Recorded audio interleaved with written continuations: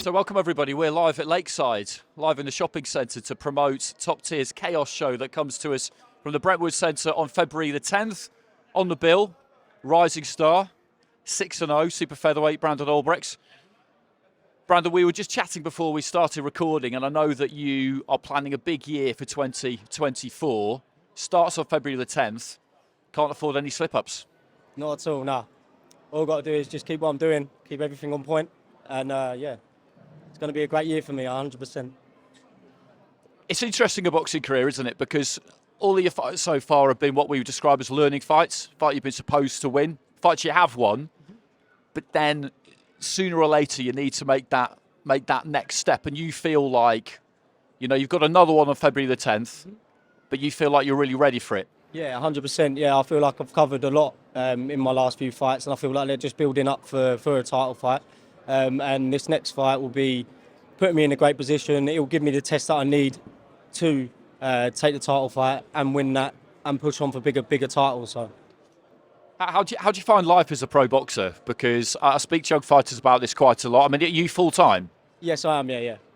That's a big advantage, isn't it? Yes, it is. Yeah, you get to devote your life to it. You don't cut any corners. You just literally train, eat, sleep, recovery, go again. It's the best thing. And in terms of how different it is from the amateurs, I think again that's something people don't often realise. The training's longer, harder. The gloves are smaller. Everything's. I mean, it's a tough game. It is a very tough game, yeah. But I feel like if you've got the hunger there, you'll do it regardless. You want to achieve things, you're going to get it done. So I have big dreams, and I know for a fact I'll get there if I keep doing what I'm doing. So the roadmap for 2024, ideally, what would it look like for you? The roadmap, so I'd say win this fight, go for like a Commonwealth. Hopefully it'll put me into like a European route, and then go for a world title. I want to be boxing in Vegas for a world title. So that's my big my dream. No, and then it's great. It's absolutely right that you should have those kinds of ambitions. But it is a step-by-step kind of process, this, isn't it? And would you like to, the Commonwealth title, the Commonwealth kind of silver that they've introduced now, is it important to you to do things, do it step by step? Yeah, definitely. You've got to, obviously, it takes time. You've got to learn your apprenticeship. You've got to learn everything because there's all different types of fights. There are all different types of fighters in the game. So you've got to adjust to each fight. And I feel like I'm getting there, and I'm ready this year. Me and all my gym mates, we'll turn it up a notch, and we're ready. So who else is in the gym with you? We've got young Zapfi. He just fought on a top tier show last. Unbelievable performance. Hopefully been signed. You've got Tyrone King, boxing on the top tier show. Got the lovely knockout in the second round. We've got Louise Orton. She's unbelievable. She has been an unbelievable amateur. Turned over as a pro. Lately, just come back. And we've got James Hawley that's coming through. We've got loads of great fighters. The camaraderie in the gym it's kind of important, isn't it? Because it can be a lonely old existence being a pro fighter. So some fighters kind of prefer being the only person in the gym and getting all the attention from the trainer, but a lot more that I've spoken to like to have somewhere where you can go every day where you're all in it together. Yeah, no, I think gym morale is a big thing. Like, you need to have them sort of people around you, because not being funny, any pro will have them days where it's hard and you've got to keep pushing through because your body's going through agony, But you having that person there that's like, come on, let's push it, it helps massively. It's normally me pushing them, but it's good to have that. How about selling tickets? That's something else that people often don't really think about. I sometimes think about how, if I was doing something, it couldn't be boxing, but if I was doing some kind of live performance, how many people could I actually get to pay money to come and watch me? And it wouldn't be many. No, it's very, very hard. It's a marketing job at its best. And I feel like I don't know. You see a lot of lads that are already popular. It helps, like, in the game, and I feel like putting bums on seats is the biggest thing in this game at the beginning. The performance can only take you so far, unless you had that massive amateur background where you get snapped up straight away. But yeah, I feel like it comes with it. The more performances you have, the more people that are going to be drawn to you. And I feel like I do quite well because I'm a powerhouse, and people like that exciting thing. Oh, he can hit hard, he can knock people out. Oh, I want to go see that. So I think that's why I think I'll do so well in this. I'll cover every aspect, and I'll make sure that I am like I'm the best that I can be. So.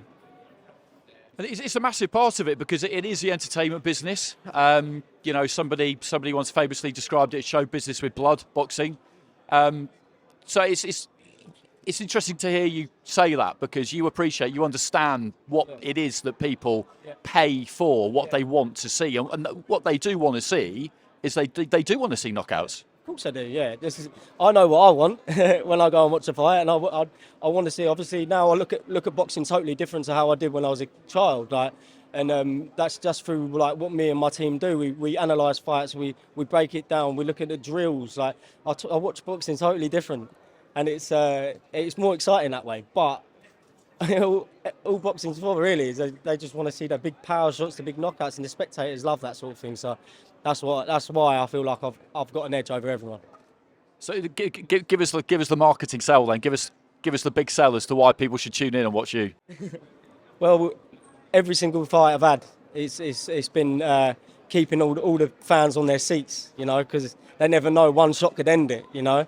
So I feel like if you want to come and see a big powerhouse performance, then you're in for a treat because that's what I deliver every single time. I've been looking into this stuff quite a lot recently, and how much have you thought about the fact that in this business you're in, the fact that you're willing to try and go out there and knock somebody else out, it could happen to you? Mm-hmm. You know, it's a bit of a roll of the dice, isn't it? 100%, but we prepare for that. We do drills constantly, and with that, it's working intelligently because you both got the punch power to hurt each other. Especially when you get to because the power can only take me so far. So when you get to that level, everyone can punch. So it's all about the mind. And that's why I feel like I've got an edge over everyone else because I train my mind just as much as I train my body. And I've got that one over everyone else. Everyone thinks, oh, you've got to be physical, the best performance. No, you ain't. You've got to train your mind as well. Okay, just a quick word about boxing on this show. You know, I've been looking at these top tier bills for a while now, and it's giving a good showcase to fighters on the rise, and that's what you need, isn't it? Because as you say, selling tickets is one thing, it is really difficult, but you need to kind of get that exposure where you're kind of a bit more out there in the mainstream. Yeah, definitely. And with Johnny putting these shows on, it's unbelievable for the sport, especially for up and coming fighters like myself. It's a very hard game, and with the exposure, with all the media teams that he's got, it's unbelievable. So it gives us all a chance at like making it and making some decent dough out of it. So I really appreciate him getting me on another one of these shows because it's helped my career out massively. So, I mean, you mentioned the money there. This is a profession. It's prize fighting. Yeah. That's what you're doing it for. And I think people kind of, another thing maybe they don't really understand at the start of a career is that you're investing in yourself, aren't you? Because early on, you're not really making that much money. You're kind of grinding, believing that it'll come. Yeah, 100%. If I didn't have all my sponsors, then you know what, it wouldn't be possible. Like, because obviously, the most money you probably earn from a show is what, about $5-6 grand or something like that. And it's a tough sport, especially if you're only fighting 4 times a year.